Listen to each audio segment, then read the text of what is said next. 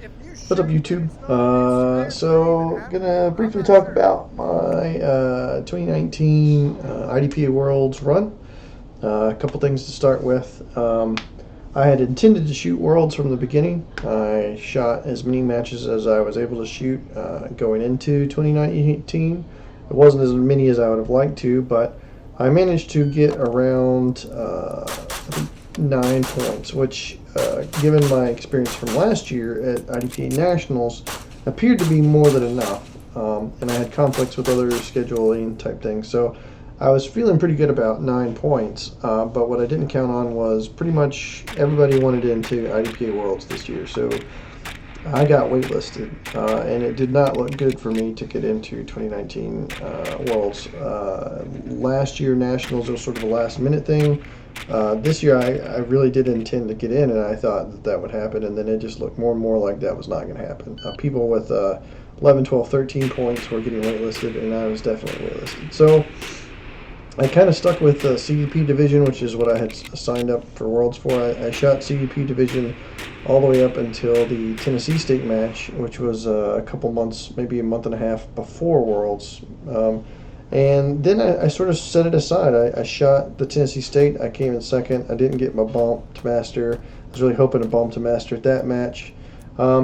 And after that match, I just set the 1911 aside. I was going to start shooting a Beretta and the 2011 and anything else that I just kind of wanted to have fun with in IDPA.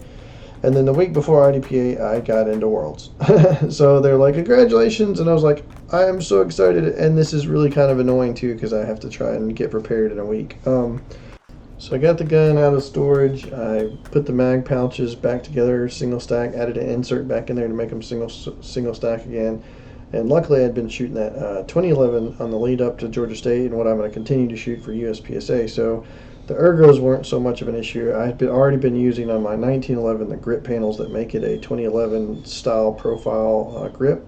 So the ergos weren't so much of an issue. Still a grip safety, still a thumb safety, single action trigger, all that. So that was pretty good. I ended up just buying factory ammo. I shot Federal Range Target Practice, which I actually really like. You should check it out. It's like 180 power factor, but it feels really soft, honestly. So just was scrambling around trying to just buy ammo for it. Didn't have time to reload it. And it was just, this is the annoying part about getting in, was sort of the last minute prep, getting time off work, all that sort of thing. But I was excited. I'm super excited I was able to shoot, and I was super excited that I got in. It was just like chaos trying to lead up to this thing. And probably what, in my own personal life, the busiest week I've had in the last 3 years was that same week. So it was just crazy. But again, just really happy that I was able to shoot it, and I'm just really glad it worked out. So start stage, I'm still not a super big fan of start stages, but it is what it is. This one was like 5 to the body, 1 to the head, or 4 to the body, 1 to the head. I think it's 5. But you know, it's really hard to win matches on these stages. It's really easy to lose them. I just went out here and I wanted to be 0 down and not super rush it and just have a good run. So that's what I set out to do, and I was 1 down, so I was pretty happy with this, and I didn't miss the headshot, which is probably the most important part of this stage. So pretty decent start there, pretty happy with it. Yes, sir. That sort of takes us into the first real stage I shot, stage 7. Is the real debate in this stage is basically, do you shoot the first target and the first array from back in the back, or do you move up? I opted to move up. I opted to move up because it was my first stage. I ended up shooting like 5th or 6th, but it was my first stage of the day, and in my experience of Nationals last year, I was too many points down in too many stages. So I really wanted to get my hits, especially in the first stage, especially the first time shooting at t-shirt targets. And I just opted to move up rather than stay back right here. Like normally I could have engaged the other 2 targets that are from back there, but you can also see there's like a lot of just visual confusion back there with the t-shirts and the branches and stuff. I didn't want to deal with it. So I moved up and shot it. You can also see I sort of bungled my reload going into that last position. Probably cost me a little time. But sort of a new experience shooting the targets with the t-shirts on it and in sort of the foliage that's back there too. So Pretty happy with this run, despite the fact that there is the better way to shoot it, which is to stay back and probably engage those targets from back there. It might save you a little time. The crux of the next stage was that there was a swinger that was moving, and you wanted to have a full magazine before you went to low cover. So everything around that was designed to have a tack reload in there, and before I went to low cover and to handle the swinger. I looked at the swinger, the first shooter, and determined that there was just no way you were going to get to it on the first swing out. You really needed to let it slow down a little bit. So I made the decision to go headshots absolutely first, run up on them as far as I could. I ended up pulling that first one really low, and I couldn't see it to verify it, so I took a third there. The swinger came out nicely. I put 2 on it. Did a little reload on the wide transition, which was nice, and then did a tack load. And basically, you pick right or left, and there's going to be a non-threat that gets in the way on whether you go right or left. But at least you'll have one there. Otherwise, just a straightforward stage. If you can just execute that, just make sure you do your reload before you get down on your belly, and make sure you handle a swinger. Yeah, that's pretty much all there is for that one. This is one of the more interesting stages that they did. The biggest thing here is that they sort of bag you and let the other side of the bay finish shooting. So you're kind of sitting there on your ankles, on your knees for quite a bit of time. The other thing is that, they demonstrate how they're going to do your wrists, but you don't actually have any sort of dry fire or walkthrough sort of practice on that. So you don't really know how your wrists are going to come apart. You don't know how much you're going to be able to see. I am glad that the aim cam was sort of able to capture about how much you can see out of those bags. You could see through them. But they kind of leave you sitting there for a while the other shooter goes, especially if you had a slow shooter on the other side. You might be down there for 2-3 minutes. But the biggest thing I wanted to do on this one is I wanted to get my wrists free second after I snatched the bag off my head so that I could start seeing things sooner and start visually processing that information. So in order to do that, one of the things I did was right before I shot, I bent my head down as far as I go. You could bend your head down as low as you wanted to, and then that way I could snatch the bag off and then immediately start pulling my wrist apart. I did a pretty good job on that, but just being down there, sitting there listening to them shoot, like you start to get tired because you're kind of on your ankles, what have you. So, and then they give you about a 30-second warning, and then it's time you to shoot. About the shooting part, I probably should have gone right to left rather than left to right, but you do have to shoot that array on the right first. But I was reasonably happy with the shooting. You have to do a reload out of the bucket and all that stuff, but this shooting right here is pretty good. Reload, not bad out of the bucket, and then that's sort of a wider transition than I would like, and that third shot probably cost me a higher placement for sure. But that's really tight on those non-threads. I didn't want to risk hitting a non-thread, so I took my time on them. The other thing is then they just take your mag and you go straight to chrono. So I thought that was interesting to keep everybody honest. Is that's going to be your mag is that you were just about to use is what you use to go chrono. So I thought that was clever. But I enjoyed the stage. It was a good stage.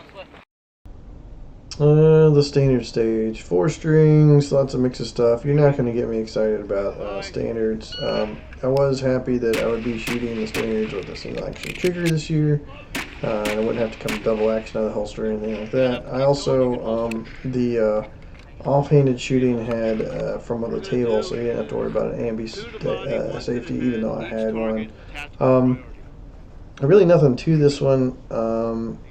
I took my time, probably a little bit more than normal, to make sure that I had good hits, and I ended up the stage with 1 down, which I'm really happy about.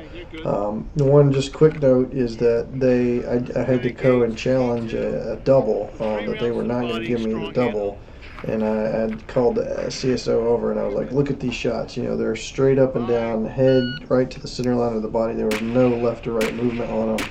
And I called a double, and I challenged it, and luckily they gave it to me, because that would have been 6 down versus 1 down, and I would not have been happy about that, because, there was just nothing. It was on the closer target on the left, and, to me it looked like a double, but I did have to call them and challenge on that. I'm glad that they decided in my favor.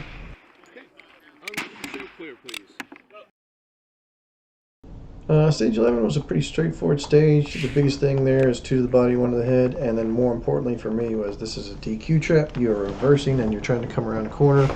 So my draw was pretty slow. You can hear it come out and then get it up and then snap the safety off, just really making sure I was very conscientious about my muzzle on that draw. I didn't want some trigger happy SO to DQ me. Did okay here around the corner. Did not charge like I wanted to around the corner. Dropped too low, did a reload, and just said, well, I'm going to make them all up then. But that was a pretty straightforward stage. I wish I could have been a little bit more aggressive out of that last position to cover and getting to that open target, but I'll take it. It was a pretty good stage. Stage 12 is sort of a straightforward IDPA stage, except you have to shoot the first target with 6, and everybody else is wearing body armor, so it's basically headshots the rest of the way. Otherwise, it's pretty straightforward. I wasn't 100% up on the start conditions, and that took a little while to get started, but the biggest thing was that I dropped 2 on this first guy. I guess I dropped them low. And then I dropped 2 on, I dropped another one on this third target here, which was kind of a wake-up call going into that last position to actually take my time and get my hits, because it is an exact round count here for CDP and at slide lock. I also went to the further back position before moving up to that final position due to the DQ trap concern. So pretty okay run for me, but the points down knocked me out of, like, you know, stage win contention. Stage 14 actually got thrown out of the match. Despite it being one of my best stages, and I actually did really well on the stage. It ended up, when they reset some targets, they swapped a threat with a non-threat and just reversed the order of those 2. So it got tossed out, and it was statistically one of my highest performing stages in the division. So I'm going to include it here just because I want to. I liked it, and I shot it well. So kind of strategy here was to grab the gun, run to the right, shoot for reload in, and then the round count just sort of worked for the rest of the stage. So I just executed on it well and enjoyed the stage.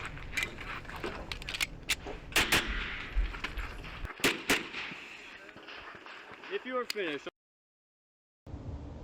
Stage 13, freaking nightmare fuel for IDPA shooters.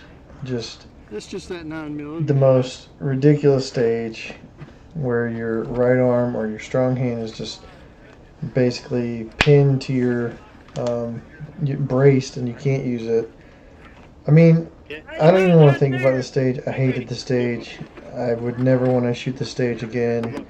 I thought it was a bad choice to have a 16 round weekend only stage in a national level match with not only that, but basically headshots only, because the 0 down on the body is covered up with hard cover. So I just thought it was excessive, and I certainly didn't enjoy it. I did survive it, quote unquote. I mean, I was 59 adjusted, and people were shooting at low, mid 40s, upper 40s, some low 50s in my division. But I just felt like this stage could have ended right after the first array and been an okay stage. But the fact that there was then another like 10 targets to engage just was excessive, and I think it felt, to me, it took away from the idea of who's a better shooter and made it to who can shoot weekend only stage the best, and I didn't like it for that reason. The star stage on day 2 is also another stage which I don't think anyone actually liked, and kind of is out of the norm for what I would consider normal for IDPA. It kind of felt like a stage where if you knew what was coming ahead of time and you got to practice it at your house or hotel room or whatever, you had a slight leg up. Because basically you just belly flop and then you got to shoot under this 8-inch board. I did okay on it. I mean, I'm complaining about it despite the fact that I shot well on it. I did it like 8 seconds. I got down, I rolled over on my right side, and I felt pretty stable and just kind of sped up. And ended up doing okay. I think I was like 6 down in 8 seconds, so adjusted like 14 times. I didn't like the stage, and so I just, it was alright, but I survived it and moved through it. Stage 1. Stage 1 is interesting. I actually spent quite a bit of time watching people shoot Stage 1. As I think a lot of shooters did when they were walking through. I ended up watching the Super Squad shoot it and came to the realization that none of them actually activated the little activator at the end, which you'll see. So I was going into this knowing I was going to take a super tight headshot at the end, and then I did not want to drop a tremendous amount of points on the swinger out on the left. So I worked out this weird round count, 2, 3, 4. I thought it went okay. 2 there, 3 on the next. And while the swinger kind of slows down, but be super aggressive on your 4 shots there. Don't really, and you're going to see 2 presentations. Dump rounds in the middle, obviously. I about dropped my mag there. That was really nerve-wracking. And then you have like 3/4 of a headshot there to shoot. I did put a 0 on one of them and then drop the second one into the non-threat. But the way the math works out, you're either going to be like 20 seconds or 30 seconds. And what I mean by that is that your raw time should be about 20 seconds. And if your raw time is 20 seconds, you're going to have to take 2 really tight headshots at the end. And that means you're either going to make both of them and be at 20 seconds. You're going to throw one of them either high and mic it or down low and put it in the non-threat, and you'll be, 25 seconds. Or you'll throw both of them low into the non-threat, and you'll still be, 30 seconds. Or you'll mic both of them and be 30 seconds. There's really no. It kind of just takes the pressure off, right? I mean, just shoot it. Just let the dice roll. See what happens, but what you don't want it to do is sit there and hammer away at it for 30 plus raw time seconds, because you might as well just shoot your shot and go with it, roll with it, and you're either going to be 20 seconds, 25, or 30 seconds total. If you're finished, unload so clear. If clear, slide, trigger, and pull that on. Just clear, 20.51. Stage 2 was fun. I looked at the scores online ahead of time. I knew what the raw time target was, and it was really aggressive. So my strategy was to not hit a bowling pin on those first 6 there. If you hit a bowling pin, you'd have to do a makeup shot. So take a big step right and back. Take your 6 there. Dump your rounds into the second array, and quickly reload to the final position. And the idea here was to be really aggressive on the raw time. And I felt I accomplished that. I just ended up dropping too many points, unfortunately. And so those points down just kind of kept me out of stage 1 contention. But it was a pretty good run. I think it was 15, 16 shots. It was pretty good stuff.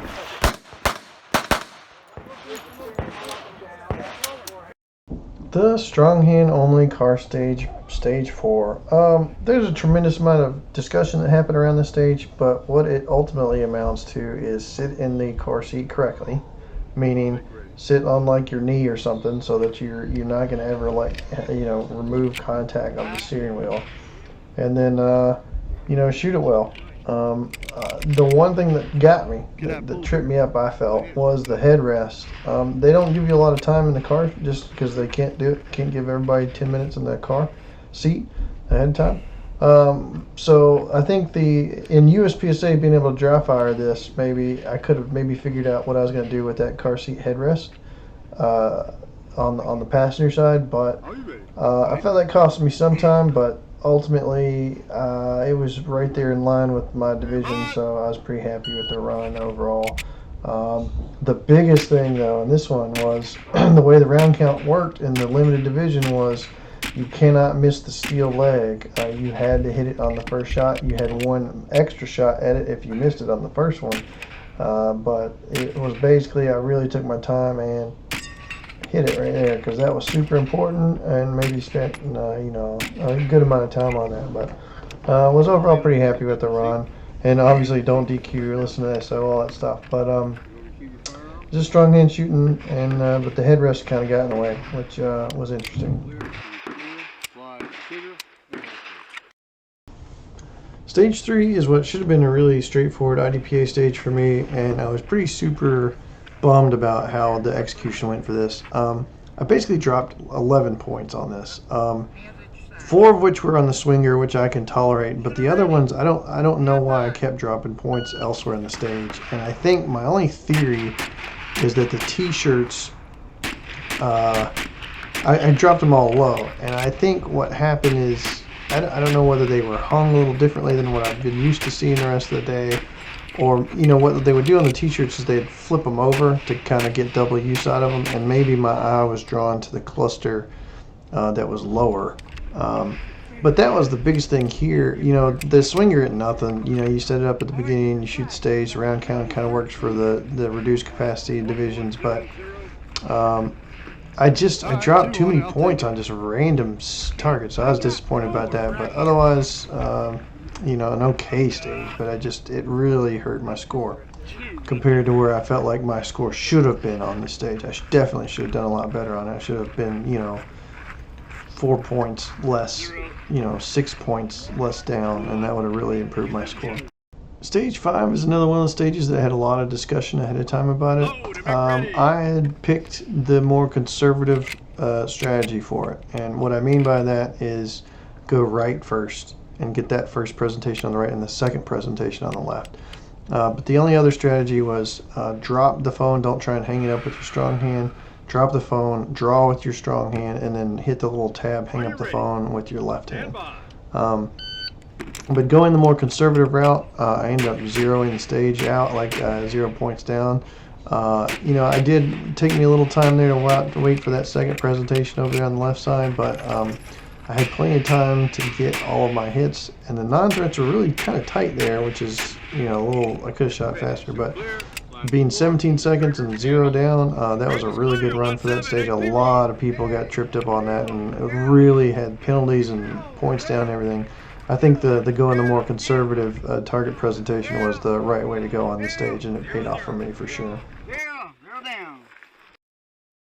Stage 6 was a straightforward stage. I looked at the raw times ahead of time. I knew it was going to be a raw time race, and I was coming off the high of the other stage and doing really well on that, so I was ready to come fire and come shoot it. And the round count worked out for the reduced capacity divisions, and I just came out and executed and was very happy with how it ended up for me, and was a good stage, good solid stage to end on. I'm very happy with that. Yeah. Finish. You're clear. Slide forward. Pull the trigger and holster. So some quick final thoughts. One, I really appreciate anybody and everybody who worked the match. I thought it was a really good match.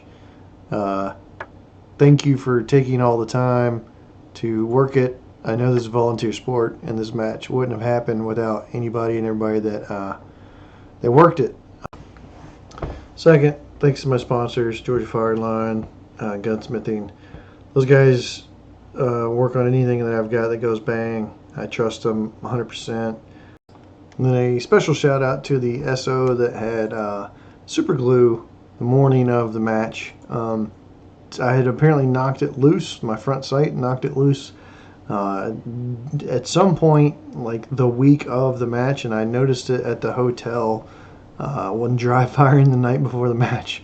So I'll have to find his name and thank him personally, send him a little note. He lent me a whole thing of super glue, which is probably not the best thing, but it was the best thing we had that morning, and I ended up keeping that front sight from moving around. So thank that guy in particular. And then as far as me going forward, I will probably not plan on shooting the IDPA Nationals next year, 2020. It's going to be out in Colorado. That's going to be a bit too far for me. I'm going to be working several matches, IDPA matches, I believe the Tennessee State match and the Georgia State match. So if you are planning to shoot those matches, I'll be there working them as an SO. But I think my predominant focus for 2020 is going to be USPSA Limited. I have that 2011 that was built for me, by me, with Georgia Fire Line, Gunsmiths, and that's going to be my focus in 2020. I really want to explore that new division, work on speed. I will still shoot IDPA probably weekly, but you expect to see a bit more USPSA, and IDPA will be a bit more casual and fun. That said, I am shooting the Sheepdog also in December, so I got like 3 major IDPA matches coming up. I got Sheepdog, probably Tri-State, probably Georgia State, and probably Tennessee State. And that might be it for me for IDPA for 2020. But hopefully I get to just shoot all kinds of stuff and continue to enjoy it. Thanks for watching, guys. I really appreciate it. Let me know what you got the most out of for this video if you want to see more or any other questions I didn't ask. So appreciate it. Thanks, guys.